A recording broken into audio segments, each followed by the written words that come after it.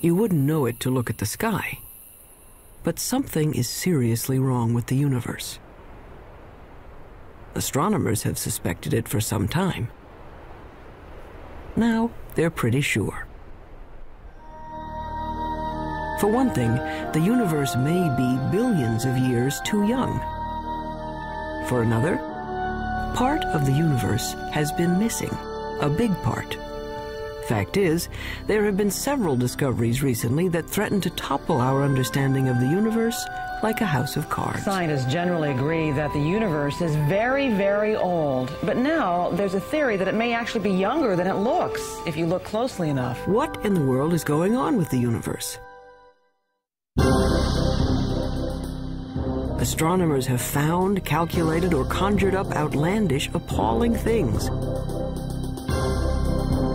Whispers from space left over from the moment of creation. Dark stars, dwarf stars, stars that eat each other. Stars clumped in galaxies, and galaxies clumped in larger, stranger structures. Only recently have we even begun to understand the scale of it all. We have discovered things so small. At a 10 millionth of a trillionth of a trillionth of a trillionth of a second is the earliest time we can really talk about. And expanses so vast. That's expanded by a fraction of a million times a trillion times a trillion. The researchers need a special notation. A billion times a trillion degrees. To write out the incredible distances and magnitudes involved in understanding the universe. Suppose we were to begin with Peoria. Peoria is the center of the universe. Well, not exactly, but the director of the planetarium has built a scale model of the solar system in and around his Illinois city. How's it going, Dave? Morning, Joe. Morning. A little bit to the left. I think you missed a spot. A sunspot, There. get it? You got it. The sun in this model is 36 feet high. Mercury is closest to the sun, of course, just around the corner at the school supply store. On that scale, the Earth is 6 blocks away at the Amoco station. Earth is open 24 hours a day. And Mars is 7 blocks beyond Earth at the TV station. Mars has life, or at least television reporters. Pluto is smaller than a golf ball. It's a full 40 miles out of town. And if you think rural Illinois is empty, try the universe. The 40 miles to Pluto, on Peoria's scale, represent 3.5 billion miles. On the same scale, the nearest star, Proxima Centauri, would be as far from Peoria as the moon. This isn't helping, is it? Okay, forget Peoria. Our sun is bright because it's close, just 93 million miles away. Stars are suns, but farther away. The nearest star is 25 trillion miles away, so far that light from Proxima Centauri, light, the fastest thing in the universe, takes 4 years and 4 months to get here. They say the star is 4 1/3 light years away. Our sun is just one of the billions of stars in the galaxy we call the Milky Way. How far across is the Milky Way? Real far, 100,000 light years. And the Milky Way is just one of some 50 billion galaxies. It's 1 million light years to the nearest galaxies and tens of hundreds of millions of light years just to cross our galactic neighborhood. It has been said that someone looking at the universe is like an ant contemplating a skyscraper times 1 billion. So what human beings have done is bring the lights in the sky down to Earth. They've personalized the stars and named them like they name dogs and horses. This grouping of stars in the southern sky is known as Orion.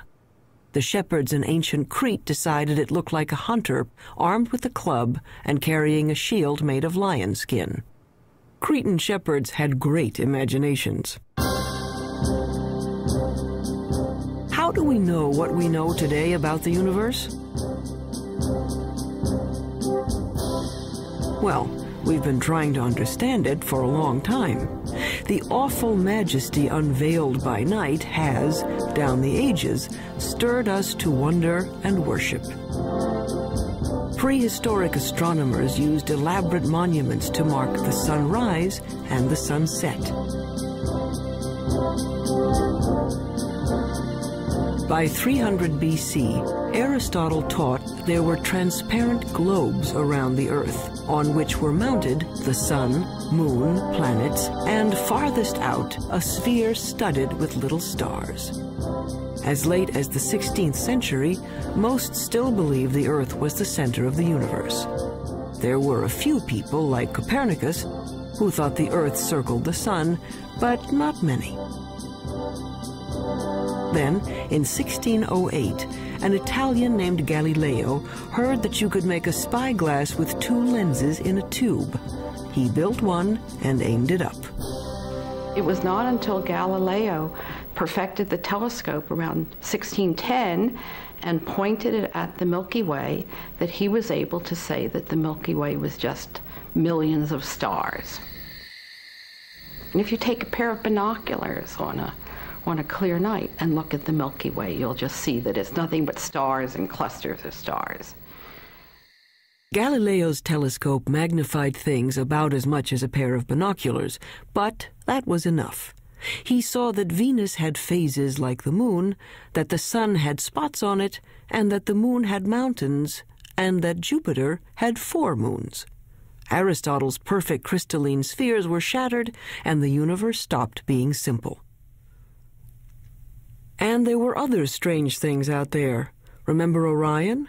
Well, down in the middle of his sword was a star that wouldn't focus to a bright point, no matter how powerful the telescope.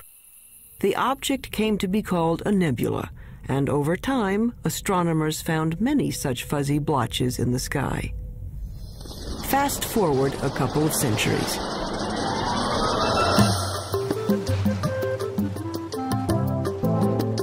By 1924, the big astronomical telescopes had mirrors as well as lenses to concentrate the light.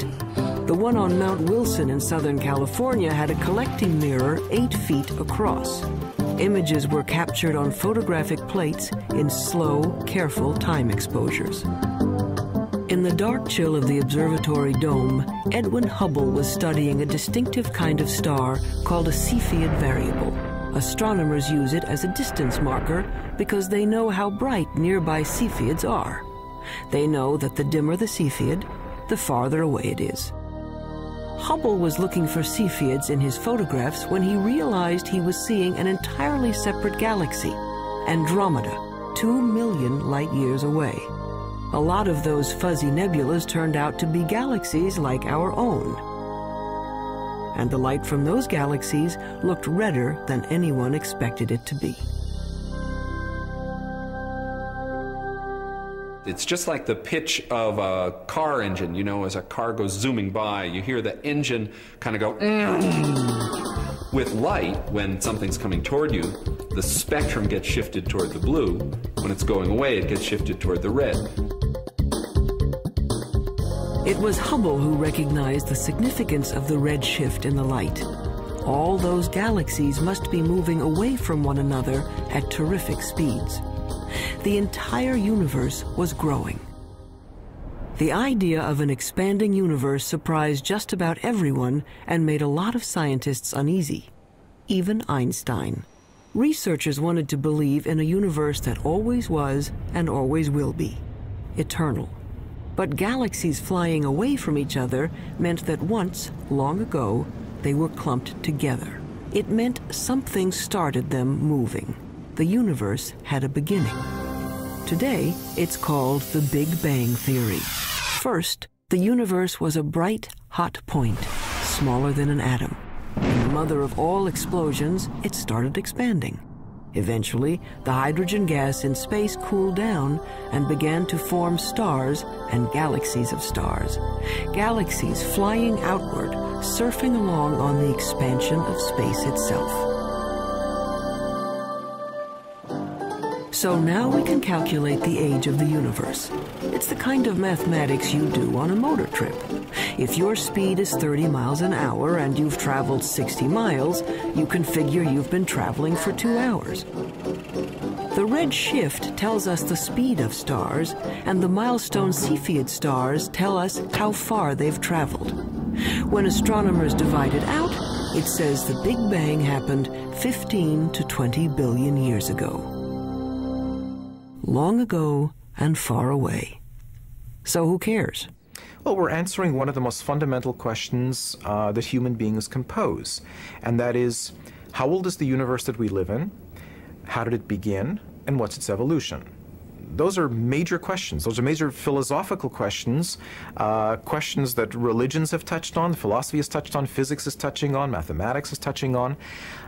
And the people who are eventually going to come up with what is going to be accepted to be the right answer will make history of a kind. They will have contributed significantly to human knowledge. That, I think, is why it's such an important set of questions. And there's been a growing sense, as the millennium approaches its end, that the right answer is on the tip of our tongues, so to speak.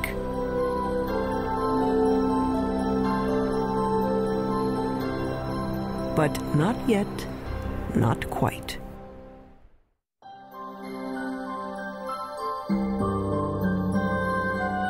Today's stargazers usually head for the hills.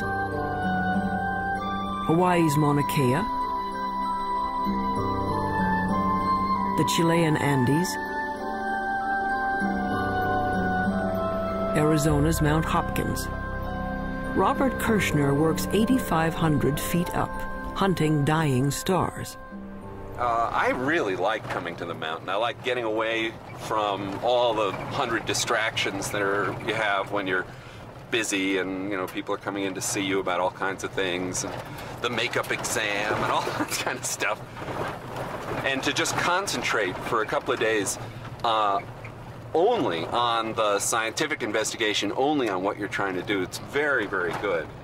Light pollution has chased astronomers out of the cities to lonely vigils in remote locations. Kirshner watches for the sudden flare-up that means a star has exploded, a supernova, or its smaller cousin, a nova. The kinds of things I'm working on, these supernovae, which are events that come and go, if you don't get it this year or this month, that one is gone. You just lose the chance.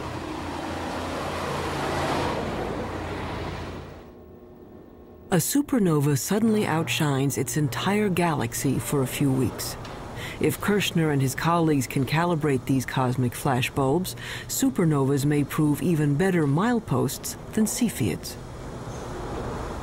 The game now for the supernovae, I think, is to find distant ones and to see if they really are the same as the nearby ones. Then we'll have a reliable tool to map out large-scale structure in the universe, and the supernovae, the Type 1 supernovae, look to me like a really good candidate for that. It's easy to find where supernovas have been. There are clouds of dust and gas in space marking places where stars have blown up. But supernovas are rare. A galaxy of 100 million stars might have one exploding star every 100 years. So Kirshner watches and waits. Well, the heroic age of observing has really passed. It used to be that you would be outside the whole night long, instead of sitting in a control room where a television brings the signal in and you're operating on a computer keyboard. 24, okay, get the CCD in the right mode. It's hard staying up all night. Ours good. But there's a kind of sense of adventure to it that is a little bit like being a kid and lying out in the snow and kind of figuring out the constellations. Some of that is good for you, too. Yeah, fine. Breaking in the cookies already. Oh, I can have a cookie if I want. 10 hours to go. Look at all those cookies.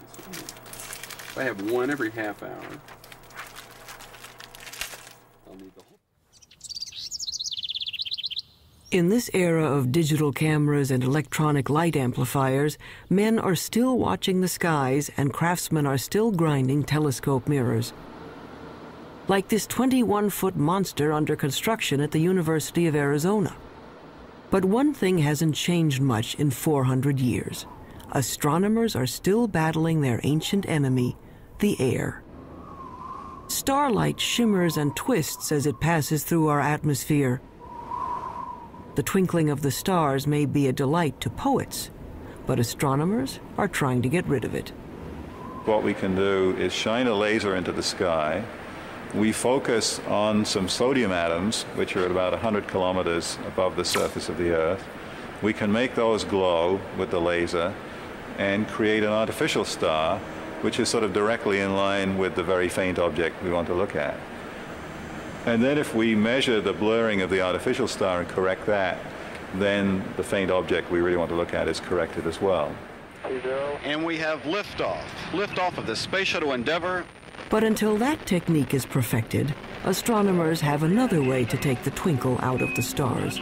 All they have to do is put the telescope above that pesky atmosphere, in orbit. In 1990, NASA launched a space telescope and named it for Edwin Hubble.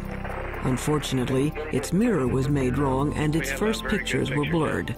Astronauts had to go up and fix it. Houston, let's go fix this thing. We copy. Move it out of the sun a little bit. We had a good aliveness test.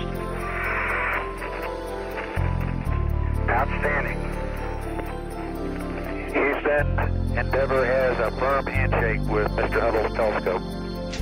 We copy that, Covey, and there are miles galore down here. It could be real exciting for the astronomical community, I guess, and for the whole world to see what Hubble really can do with a good set of eyeballs. The out-of-focus pictures gave way to spectacular shots of interstellar dust clouds and the great galaxies of stars.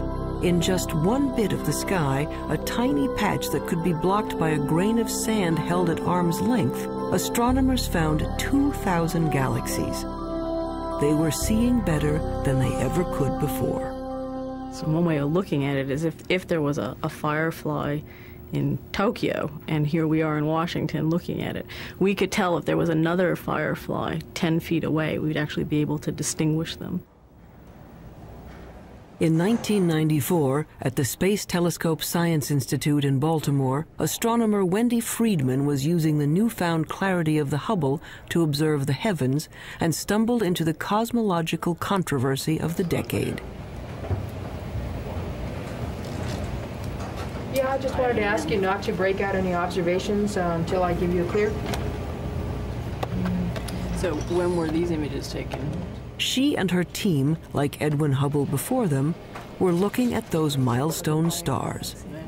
The cosmic rays aren't nearly as apparent. For our work, we need a telescope out in space because what we're after is a certain kind of star. It's called a Cepheid. And we have to be able to detect that kind of star against the background of a galaxy. And the Earth's atmosphere smears and blurs our view, and we can't detect those stars. Friedman got the best readings yet on Cepheids in a neighboring galaxy, and a measurement of its distance. Using the redshift speedometer, she calculated a new age for the universe. Our preliminary measurements indicate that the age of the universe is somewhere in the range from 8 to 12 billion years. And that immediately brings about a conflict with other ages that have been measured. That's a problem. Her universe is younger than some stars, and the age dating of stars is very accurate. Scientists can read a star's chemical changes like a clock. When we look at a cluster of stars, hundreds or thousands, it doesn't really matter. What we have to do is go in and measure the brightness of the brightest star that's left in the cluster, that's still burning hydrogen in its core. And that star is the minute hand on the clock, because that's the star that is closest to burning out its hydrogen, closest to ending its life, and that's a direct measure of the age of the cluster. But unfortunately, the star clock has been running 6 billion years longer than Friedman's universe. But we're looking at globular star clusters, 100,000 to 1 million stars, and they're being age dated by several very reputable groups of physicists, astronomers, and they're all coming up with ages 17, 18, 19 billion years. That's a problem. We're very close to having a kind of contradiction between the ages of the stars and the age of the universe. This would be quite embarrassing, because you really shouldn't be older than your mother. Clearly, if the universe is 10 or 12 billion years old, then there can't be stars in the universe that are 15 or 17 billion years old. That's not logical, at least if the entire Big Bang theory is right or even close to being right. Wendy Friedman is well aware of the dilemma. She knows that, like many other puzzles about the universe, this one will probably be around for a while.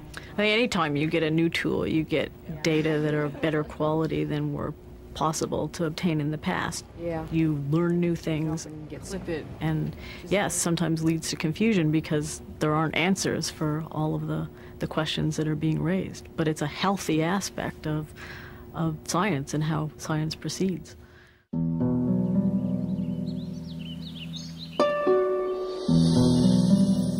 There's more to the universe than meets the eye. We can see only a small part of what's going on out there.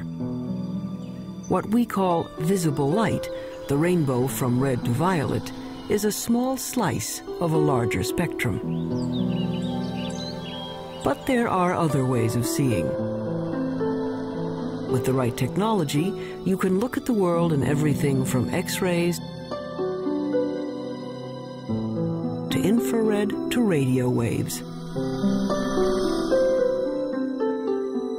In the last few decades, the new tools have brought a previously hidden universe into view.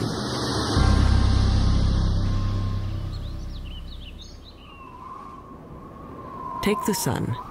Nothing to do but roll around heaven all day, right? But by using the X-ray part of the spectrum, astronomers can see the sun is a very busy place.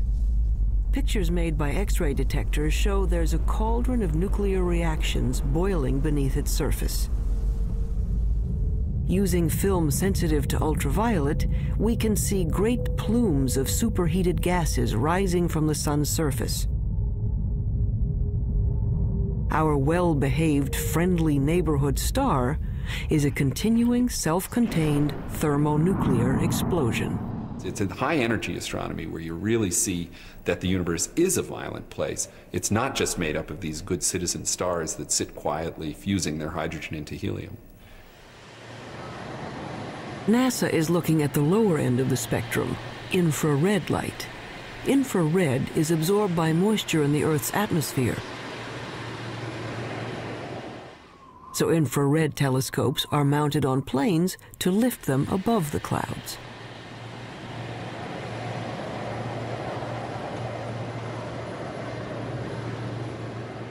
Just like fog lights on your car will enable you to see deeper, in the infrared you can see deeper into the universe. We warm human bodies shine in the infrared. Anything at my temperature in the universe is emitting planets, comets, other bodies.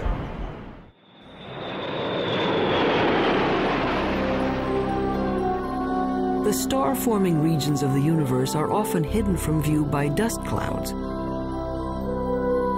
until infrared astronomy allowed us a way in. Now we can see clouds of frigid hydrogen gas condensing and starting to heat up as stars. The sky in the infrared is a strange and wonderful place. Once we learned where to look, we could peek into these stellar nurseries and snap some baby pictures. This is Hubble's view of the Eagle Nebula. The bright spots on the edge of these monstrous pillars of gas are brand new suns.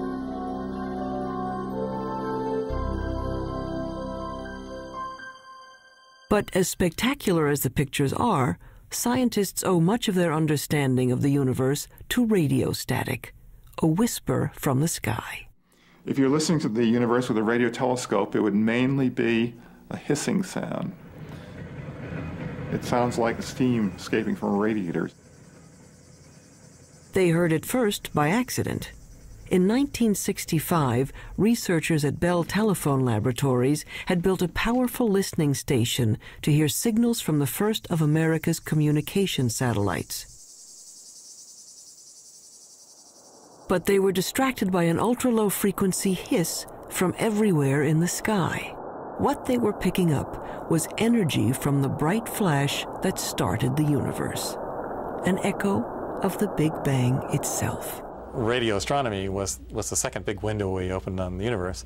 The first big window was Galileo going and putting a telescope to his eyes and seeing if he could see with his own eyes, and then with film eventually. The next big step was radio astronomy.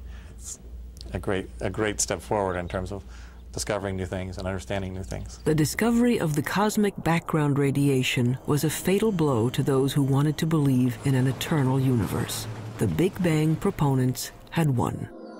But the cosmic background radiation seemed to be smooth and even, coming from everywhere in the sky. Just what you'd expect from a universe that began from a single point. But then, why weren't the stars spread evenly through space? Galaxies should be moving steadily outward as the universe expands.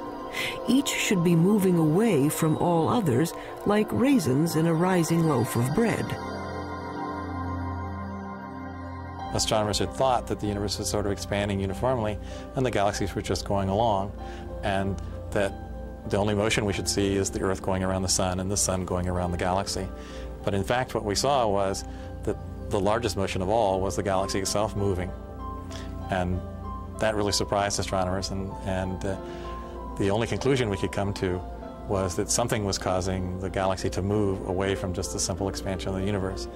And after thinking about it for a while, the conclusion was that there must be a large group of galaxies near us. When astronomers plot the position of galaxies in their computers, they find filaments and clusters and walls of galaxies. How could that be if radio telescopes were saying the energy of the Big Bang was evenly spread across the sky? There had to be some seeds at the beginning. There had to be some small lumps in the early universe that are going to grow to create the structure. So Smoot went looking for irregularities in the background radiation to show that the Big Bang explosion was uneven. In 1989, his instrument package went up on a satellite, the Cosmic Background Explorer. It found subtle variations in the energy left over from the moment of creation. Announced in 1992, it was one of the momentous discoveries of the century. The universe made sense again. Smoot later told the press these wrinkles in the cosmic background radiation were the largest structures ever seen and the oldest. He told reporters that it was like seeing God. And that's the one that the press grabbed on because that's the one people could relate to. And that got spread all over and got much more attention, including people from philosophy and religion coming in and asking questions. But if researchers could finally explain why there are stars and galaxies and collections of galaxies, that didn't solve their other major problem. It's a little like the old childhood rhyme. The other day upon the stair, I met a man who wasn't there. He wasn't there again today. Oh, how I wish he'd stay away. The problem is that we know that at least 90% of the universe is something we don't know what it is. In the late 1970s, astronomer Vera Rubin and her associates noticed something peculiar on the outer edges of spiral galaxies like our own. Like flotsam caught in a whirlpool, stars on the fringes of galaxies should be moving more slowly than stars at the center. But what Rubin saw appeared to defy the laws of physics. The stars on the edge were moving just as fast as those in the middle. We live, sort of 2/3 of the way, we being the Earth, about 2/3 of the way out from the center of our galaxy, and we're orbiting at 500,000 miles an hour. That's pretty fast. Faster than it should be. Such velocities could only be caused by an enormous gravitational pull, which requires more matter than anyone had detected out there. A lot more. It was a shock to learn that when we were studying the universe, we really weren't studying the universe. We were studying just the 5 or 10% of it that was luminous. So it's like, I don't know, trying to study the Earth and just looking at Pennsylvania. All the things we have ever observed in the universe, the planets, the stars, the galaxies, the clusters of galaxies, make up 10% of the universe, maybe less. Early efforts to track down the missing matter failed. They call the 90% that is not visible dark matter. But no one knew what it was. Maybe dead dark stars, or some kind of cosmic dirt, or maybe a whole lot of something extremely small is filling space.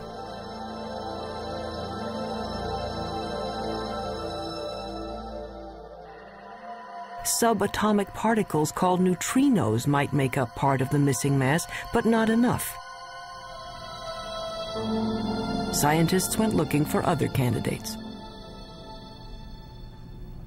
Daniel Snowden Ift theorizes that dark matter may be made of something physicists have taken to calling WIMPs, short for weakly interacting massive particles.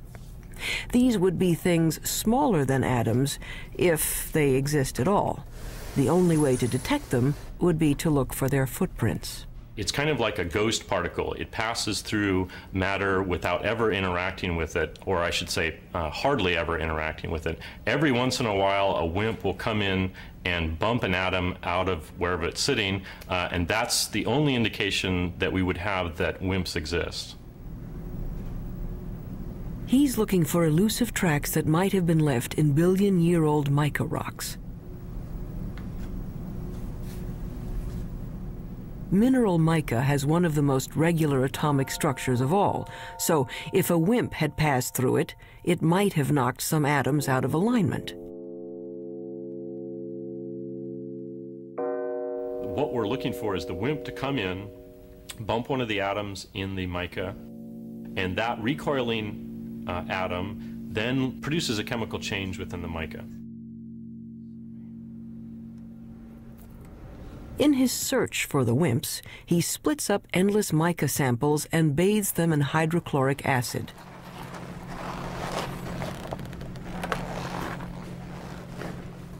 It's a little bit like developing a photograph. The etched mica goes under a super microscope, which magnifies it 50 million times. Mica may be the perfect place for clues to the missing mass. Unfortunately, to date, Daniel Snowden Ift hasn't found any WIMPs. Researchers stunned a 1996 meeting of astronomers when they announced they had found the dark matter, or at least some of it.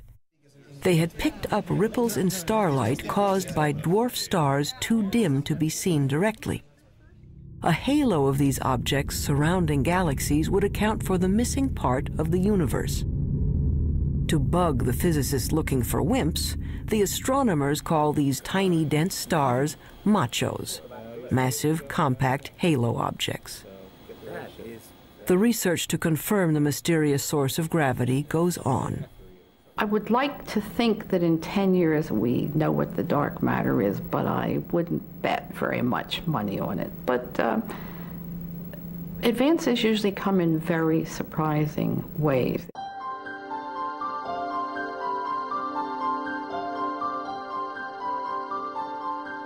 Why do we care about something that we can barely measure and can't see at all?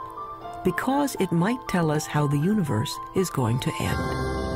Matter makes gravity, and gravity is the only thing that can act as a brake on the expansion started by the Big Bang. If there is not enough dark matter, the universe may go on expanding and cooling to end not in a bang, but a shiver.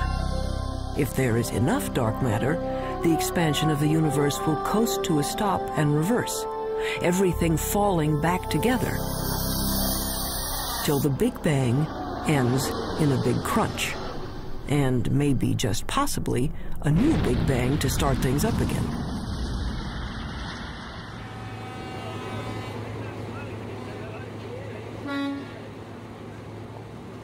Albert Einstein, among other things, revolutionized the way we think about good old gravity.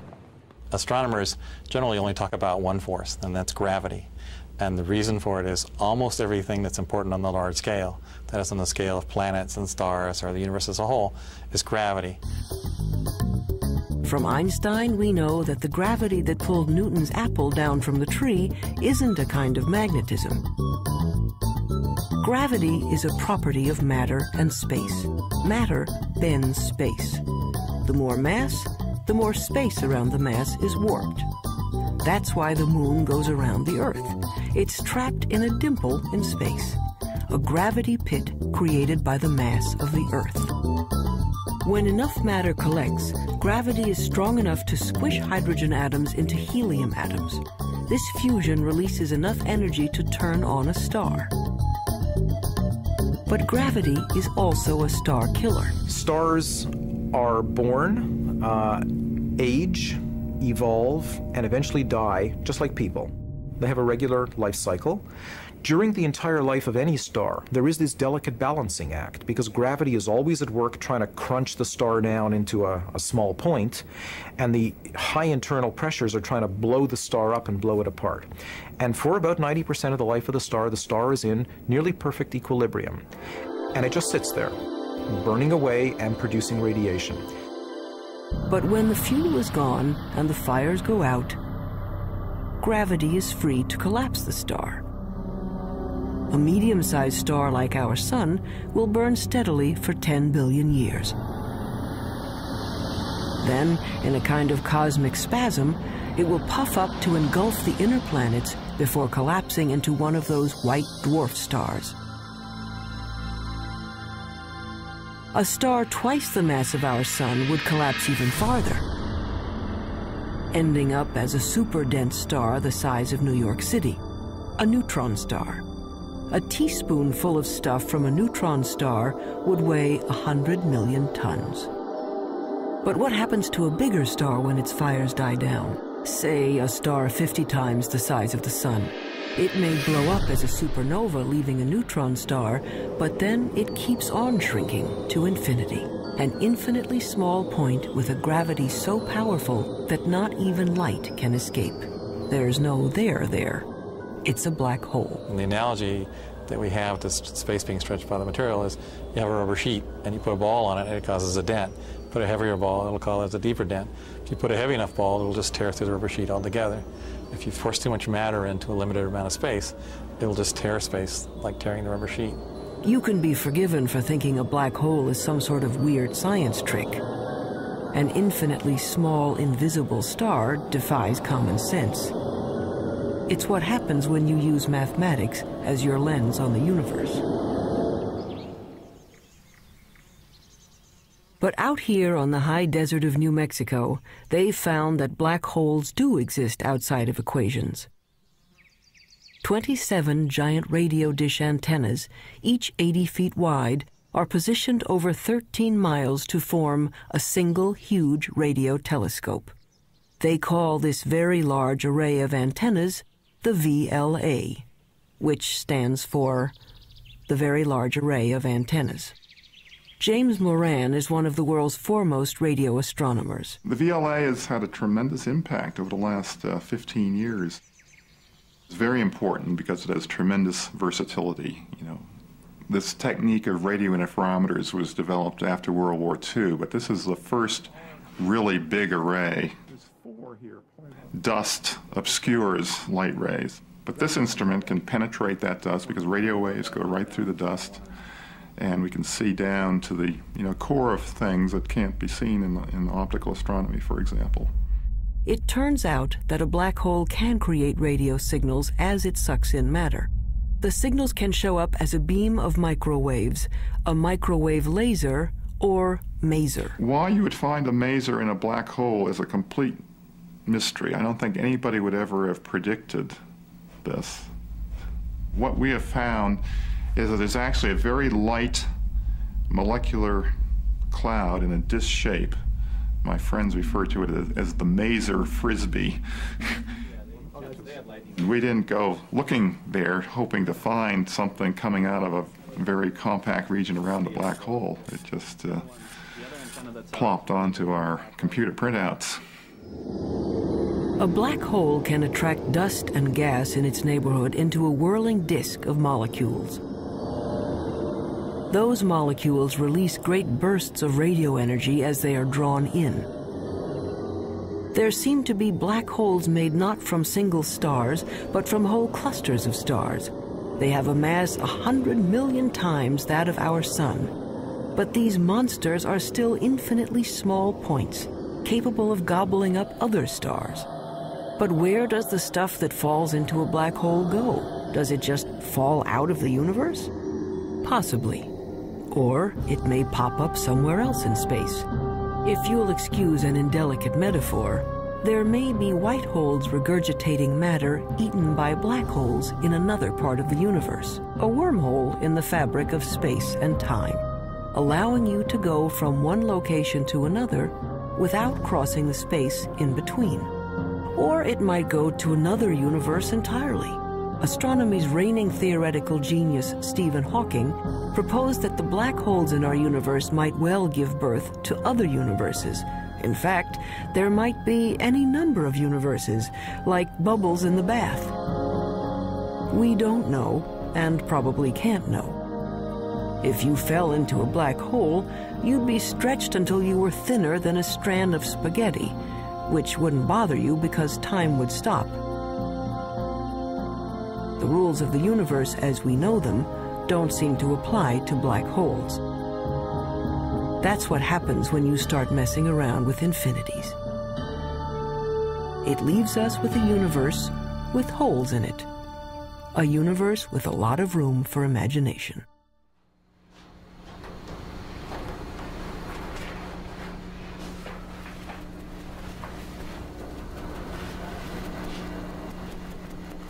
On the sound stages of Paramount Pictures, a spin-off of one of the most durable shows in television history,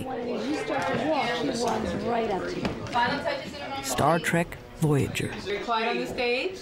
Anyone not ready? Roll, please. Rolling. Action!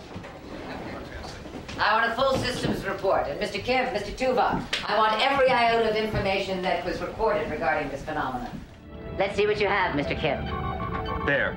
It's registering only on subspace bands. We don't even have it on long-range sensors yet. Verteron emanations. Tunneling secondary particles. It certainly looks like a wormhole. But is it stable enough for us to enter? And if it is, where does it lead? There is, of course, a 75% chance a wormhole will not lead to the Alpha Quadrant. Great. Thank you, Jennifer's mark. That'll be Jennifer's mark. Yes, I gave that to her. I changed it. Thank you. Great. Real-world astronomers have confirmed now there are planets circling other suns. The problem is, we can't get to these other worlds in any reasonable amount of time. 20th century physics says nothing can go faster than the speed of light. You want black wrap that? Sure, go ahead. But that would be much too slow for a 24th century operation like Star Trek. The dramatic need of a television series called Star Trek is that we need to travel to a different planet every week. So Gene Roddenberry said, well, okay, we're going to have something that he called warp drive, which somehow warped space and let us travel through subspace. How does this work? We don't know. But nevertheless, we see it work every week, and hopefully the audience buys it. A lot of scientists love this show and have even written books showing how Star Trek physics might work. Take anyone? Felix, what happened to you? After all, it wouldn't be science fiction if it didn't have science in it. Star Trek science advisor Michael Okuda. Our core fan audience is tremendously scientifically knowledgeable, and when we violate the laws of physics or the laws of physics according to Star Trek, they let us know, so they keep us honest. In the third season of the show, once we had a phaser come out of a photon torpedo port, something that I, to this day, don't know the difference between, and we got over 100 letters the next day. Any analysis yet, Ensign? Too far away. We'd have to be within 1,000 kilometers to get a detailed analysis. But that would mean a significant course change.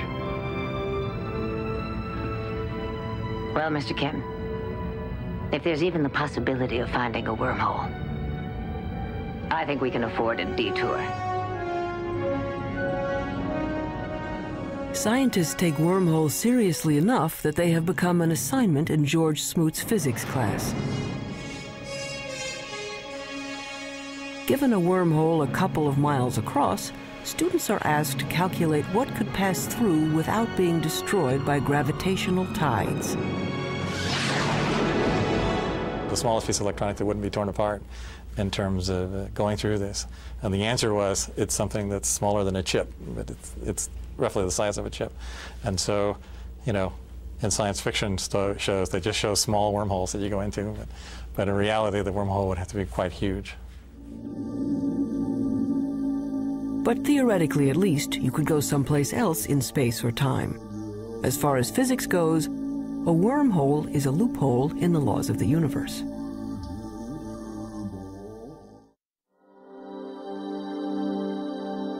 So we are left with questions. Why do some stars appear to be older than the universe?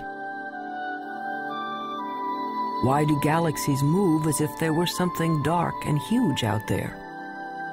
We're not making people live 200 years. We're not doubling the gross national product. What we are doing is enriching everybody's lives by trying to answer some of the questions that I think everybody's interested in. These are some of the oldest questions, children's questions. Where did we come from? Where are we going? Are there other worlds? What is outside the universe? What happened before the universe started? What happens after the universe ends? You want to find out, well, where does science end and where does philosophy take over? And it's not clear where they do. Modern astronomy is a young subject, and each time we get a new and better tool for looking into the void, we find surprises. More and more data that doesn't quite fit. And I think it's portrayed as if the field is in total confusion and chaos, and I think very often it appears that way at the forefront when things are not understood and there are unsolved problems. But progress is being made.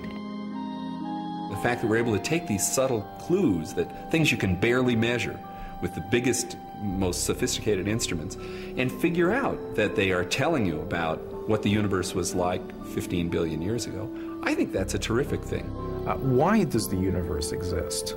Given the fact that it does exist, the fact that it is as exquisitely beautiful, as exquisitely tuned as it is, that it works as astonishingly well as it does, and that we, very tiny creatures on a rather remote planet, not in any special place in the universe, have been able to evolve in this universe and sense the universe, the entire universe around us, that we can sense that there are things out to 15 billion light years away from us. That to me is just a mind-boggling concept. We are the only star in the universe that we know about that has life, so perhaps that makes one feel a little more unique and life a little more precious thing, knowing that it doesn't seem to be that common. We are part of the universe. The material that we know, the matter we're made of, started out as atoms produced by exploding stars. I like very much the fact that every atom in our bodies has come from some star. If there were no stars, the universe would be all hydrogen and none of what we know would exist. And that's why it's not an exaggeration to say that human beings are stardust, because the iron in our blood and our hemoglobin and the calcium in our bones and all the other heavy elements in our body were created in supernova explosions. So in our quest to understand the universe, we come back to ourselves.